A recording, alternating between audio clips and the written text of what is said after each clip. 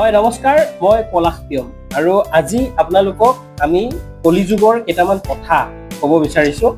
যদি কথাকেইটা আপোনালোকৰ ভাল লাগে তেনেহ'লে তলৰ কমেণ্ট ছেকশ্যনত আপোনালোকে কমেণ্ট কৰিব পাৰে।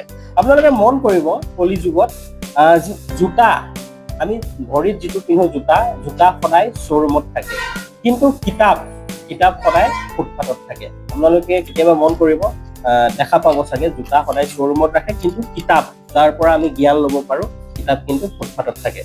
তাৰপিছতে মদটো নগদ কিনে সদায়, কলিযুগত মদ সদায় নগদ কিনে, কিন্তু গাখীৰ সদায় বাকীকে কিনে। আৰু তাৰপিছতে কুকুৰ, আজিকালি মানুহে কুকুৰ ঘৰত ৰাখে আৰু গৰু ৰাস্তাত ৰাখে। আপোনালোকে মন কৰিলে দেখা পাব কুকুৰ কলিযুগত মানুহে ঘৰত পোহে, কিন্তু গৰু ৰাস্তাত থাকে। আৰু লগতে আজিকালি কলিযুগত ল'ৰা ছোৱালী বিদেশত থাকে, কিন্তু নিজৰ পিতৃ মাতৃক বৃদ্ধাশ্ৰমত ৰাখে।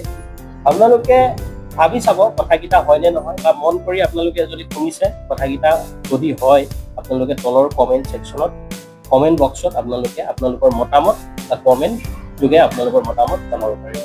ধন্যবাদ।